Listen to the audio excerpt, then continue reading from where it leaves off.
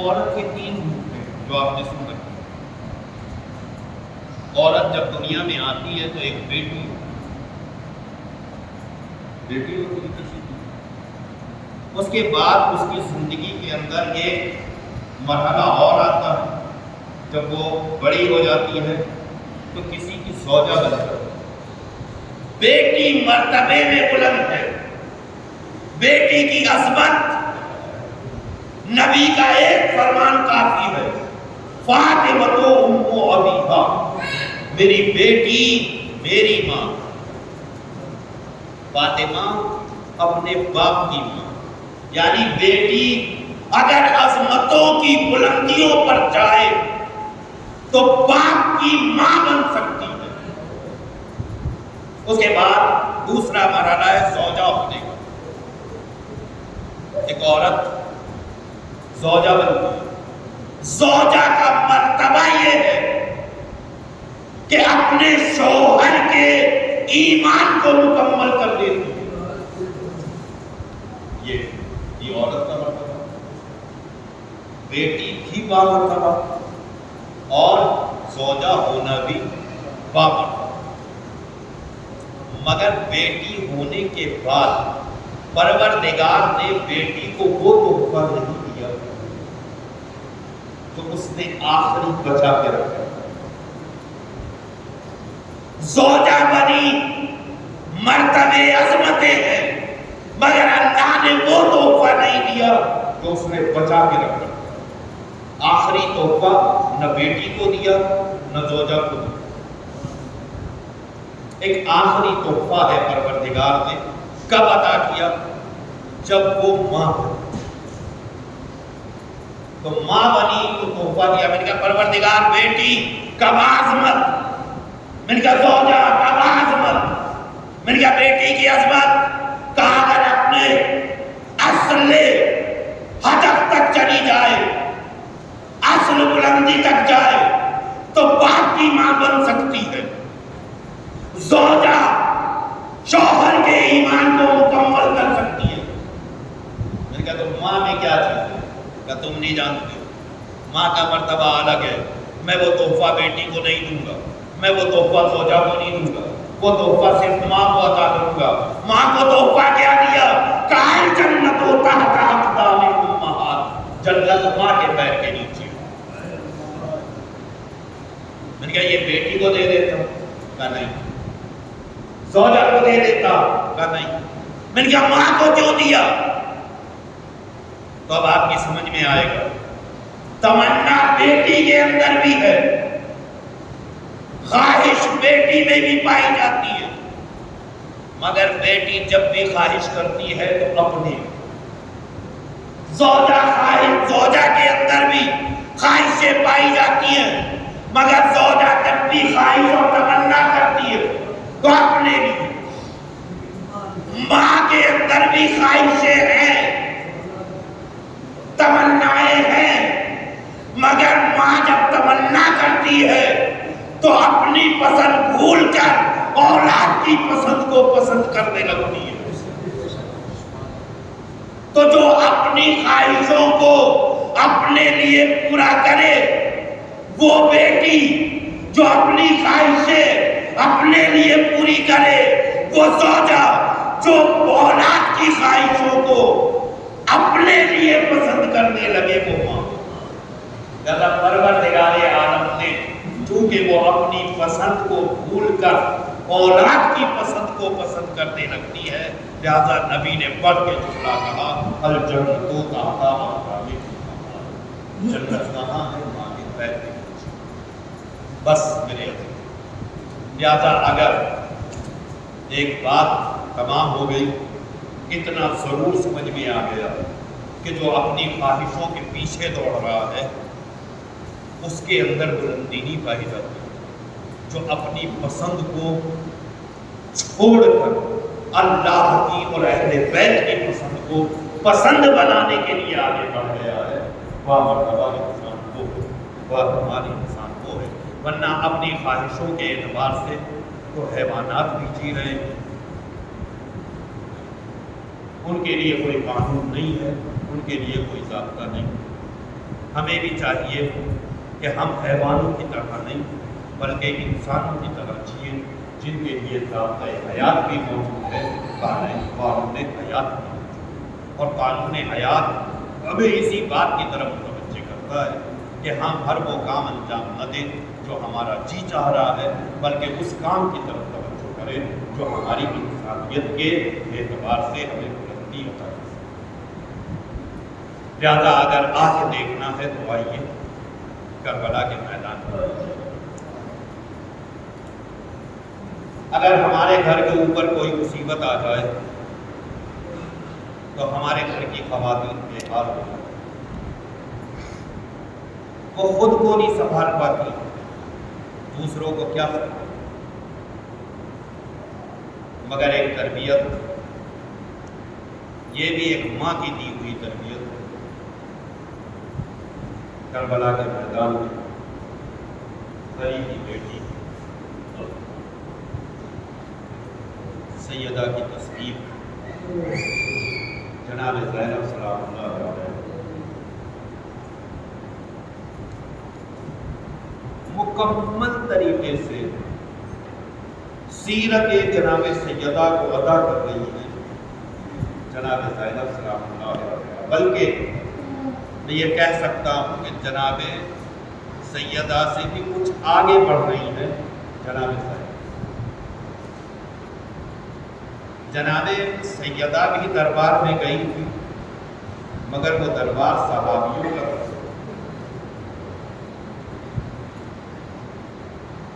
جناب زینب بھی دربار میں آئی ہے، یہ دربار ظالموں کا۔ جناب سیدہ جب دربار میں گئی تو باحجاب تھی، مگر باحجاب ہونے کے بعد بھی جب دربار سے پلٹی تو چہرے پہ جھریاں آ گئی، کمر جھک گئی۔ 18 سال کی عمر میں نبی کی بیٹی بوڑھی نظر آ رہی ہے۔ جناب زینب بھی دربار میں آئی، مگر سر کھلا ہوا تھا، بال بکھرے ہوئے تھے، بازو بندھے ہوئے تھے، مگر پھر بھی جناب زینب کا حوصلہ شاید جناب سیدہ کو متوجہ کر کے آواز دی، اماں دربار میں آپ بھی گئی تھی، دربار میں میں بھی آئی۔ اماں آپ جب دربار میں گئی تھی تو وہ نبی کی صحابیت کے دعوے دار تھے، مگر میں جہاں دربار میں آئی ہوں یہ میرے بھائی کے قاتل ہیں۔ اماں مجھے بار بار اپنے بھائی کے قاتلوں سے سامنا کرنا پڑ رہا ہے۔ یہ کون ہے؟ جناب زینب، علی کی بیٹی۔ کتنی صابرہ ہے اور کتنی باحوصلہ ہے، بس میں اتنا ہی کہہ سکتا ہوں کہ کربلا سے لے کے کوفہ اور کوفے سے لے کے شام تک جس صبر کا اظہار جناب زینب نے کیا ہے، قسم خدا کی اس کی کوئی نظیر کائنات کے اندر نہیں۔ جب شام کے دربار میں قید کی زندگی گزار رہی تھی تو بس ایک وقت آیا کہ اللہ کسی کو بھی ایسی زندگی نہ دے۔ ایک دن ایک شخص ہے جو دربار کے قریب سے گزر رہا تھا اور اس نے دیکھا کہ دربار سے کچھ عجیب سی آواز آ رہی ہے۔ وہ سمجھ گیا کہ اس قید خانے کے اندر جو قیدی ہیں وہ رو رہے ہیں۔ وہ دوڑا دوڑا اپنے گھر آیا، گھر آنے کے بعد اپنی زوجہ سے اس نے تذکرہ کیا۔ تذکرہ تبھی کرتا ہے آدمی جب زیادہ متعجب ہو جائے، زیادہ تعجب، حیرانگی ہو۔ اس نے کہا کہ تم ہر جمعرات کو کھانا بناتی ہو، حیات کی نظر دلواتی ہو اپنے مولا کو، ایک کام کرنا، اب جو کھانا بنانا تو یہاں کے غریبوں میں مت دے۔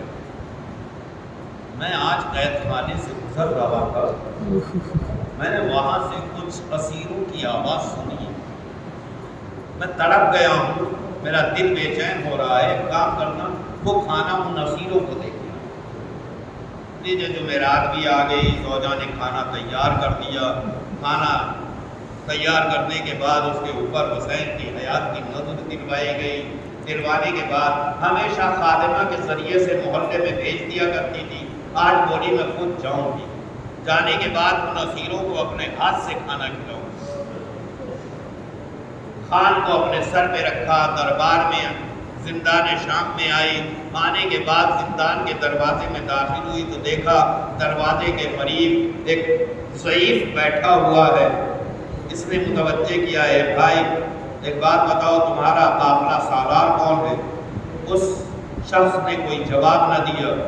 ये दोबारा समझी कि शायद इसने सुना नहीं है, लिहाजा थोड़ा सा अपने आपे को झुकाया, कानों के करीब किया और आवाज़ दी, भाई तुमसे पूछ रही तुम्हारा काफिला सालार कौन है? उसने फिर भी कोई जवाब ना दिया। आखिरकार ये तड़प गई, तड़प के कहती है मैं तुमसे पूछ रही हूँ, तुम जवाब नहीं दे रहे हो। तो उस शख्स ने अपना एक हाथ उठाया, उंगली का इशारा अपने गले की तरफ किया। अब वो कहती है कि मैंने तो उसके गले की तरफ देखा तो जख्म इतना कारी था, मैं समझ गई कि ये बोलने से माजूर हो गया है, लिहाजा ऐसे आलम में फिर उसने उसी उंगली के इशारे को एक बीवी की तरफ किया। मैंने जो अब उस बीवी की तरफ देखा तो देखा कि उसकी गोद में कोई 2-3 साल की बच्ची, 4 साल की बच्ची है जो उसकी गोद में बैठी हुई है और उसके चेहरे के ऊपर रोने के आसार नमूदार हैं। मैं दौड़ती हुई उसके करीब गई। जाने के बाद मैंने उस बच्ची को जब देखा तो वो कहती है मैं भी एक माँ थी, मैं भी एक माँ हूँ, मैं भी एक माँ थी। मैंने जब बच्ची को देखा तो बच्ची पे मुझे बड़ा तरस आया, बड़ा रहम आया। यकायक मैंने उस खातून से कहा कि ये बीवी क्या तुम इजाज़त दोगी कि इस बच्ची को एक बार मैं अपने कलेजे से लगा लूं? उस बीवी ने मुझसे कहा कि बीवी बहुत दिन गुजर गए, इसे किसी ने कलेजे से नहीं लगाया है, अगर तुम इसे लगाना चाहती हो तो ले लो। बस एक मरतबा मैंने वो खान बीवी के हवाले किया, बच्ची को उठाया, अपने गले से लगाया। अब जो गले से लगाया तो मैं तड़प गई, तड़प के मैंने वापस बीवी की तरफ दिया और कहा ये बीवी ये तो भूखी भी है, प्यासी भी है, एक काम करो ये खाना लेकर आई हूँ, इस बच्ची को ये खाना खिलाओ, ये पानी पिलाओ ताकि इसमें रोने की ताकत आ जाए, ताकि इसकी आंखों में आंसू आ जाए। अब इसके बदन से पानी सूख गया है, आंखों में आंसू नहीं आ रहे हैं, तवानाई खत्म हो गई है, आवाज नहीं निकल पा रही, इसे खाना खिलाओ। मगर उस बीवी ने एक जुमला कहा, कहती है बीवी ये खाना वापस ले जाओ, अस्सदक़तु अलैना हराम, हमारे ऊपर सदका हराम है, हम ये खाना नहीं खा सकते। पर जैसे ही उसने ये कहा मैं तड़प गई और तड़प के कहा बीवी देखो कुछ भी कहो मगर इस खाने को सदका न कहना, ये मेरे मौला की हयात की नजर है, मैं हमेशा अपने मौला की हयात की नियाज दिलवाती हूँ, ये वही नजर का खाना है। तो उस बीवी ने पूछा तेरा मौला कौन है? कहा बीवी मैं कैसे बताऊं, मेरा मौला मदीने का रहने वाला। कहा तेरा मौला मदीने का रहने वाला है, मदीने में कहाँ रहता है? का मोहल्ला बनी हाशिम का रहने वाला है। अजीज़ों जनाब ज़ैनब ने बहुत दिनों के बाद मदीने का नाम सुना, उसके बाद मोहल्ला बनी हाशिम, तो एक मरतबा तरफ के कहा तेरे मौला का नाम क्या है? कहा मेरा मौला बड़ा अजीब है, मेरा मौला बाहयात है, मेरा मौला हयात देने वाला है, जिंदगियां देने वाला है, मैं उसकी हयात की नज़र दिलवाती हूँ। अगर तुम सुन सको तो मैं वाकया सुनाऊं। का क्या वाकया है? का मैं बीमार हो गई थी, लाइलाज हो गई थी, मेरे बचने का कोई रास्ता न था कि किसी ने मेरे बाप से कहा कि अपनी बच्ची को मदीने ले जाओ, मदीने में नबी के घर ले जाओ, नबी इसके लिए दुआ कर देंगे, तेरी बच्ची जिंदा हो बाहयात रह जाएगी, इसका मरज दूर हो जाएगा। का मेरा बाप मुझे लेके मदीने गया, बस तवज्जो से मेरा बाप मदीने पहुंचा, नबी के घर पहुंचा, नबी ने एक मरतबा मेरी तरफ देखा और मेरे बाप ने कहा कि या नबी अल्लाह इसके लिए दुआ कर दीजिए ताकि यह बाहयात रह जाए, ताकि ये जिंदा रह जाए, ताकि इसका मरज दूर हो जाए। نبی نے ایک مرتبہ اپنے دروازے کی طرف دیکھا، یکایک ایک چھوٹا سا بچہ گھر کے دروازے سے باہر آیا۔ جیسے ہی وہ باہر آیا، میں پڑی ہوئی تھی، نبی نے اس بچے سے کہا میرے لال حسین اس کے لیے حیات کی دعا کر دے۔ بس بچے نے ہاتھ اٹھائے، میں باسحت ہو گئی، بس میرا باپ مجھے لے کر واپس آ گیا۔ تب سے میرا باپ اس بچے اس حسین کی حیات کی نظر دلوایا کرتا تھا۔ جب میرا باپ مرنے لگا تو مجھ سے کہہ کے مرا، میری لال جس نے تمہیں حیات دی ہے اس کی حیات کی نظر نہ بھول جانا۔ میں ہمیشہ حیات حسین کی نظر دلوایا کرتی ہوں۔ زینب تڑپ گئی، تڑپ کے کہتی ہے زوجہ عبداللہ آج کے بعد نظر نہ دلوانا، ارے میرا بھائی حسین اب دنیا میں موجود نہیں ہے، یہ بچی جس پر تجھے ترس آتا ہے یہ اسی کی بیٹی سکینہ ہے۔ اے میرا بھائی کربلا کے میدان میں 3 دن کا بھوکا پیاسا شہید کر دیا گیا ہے، میں اسی کی بہن ہوں، ہمیں اسیر کر کے لایا گیا ہے۔ دیر ہو گئے اب میرا بھائی سیارم الذین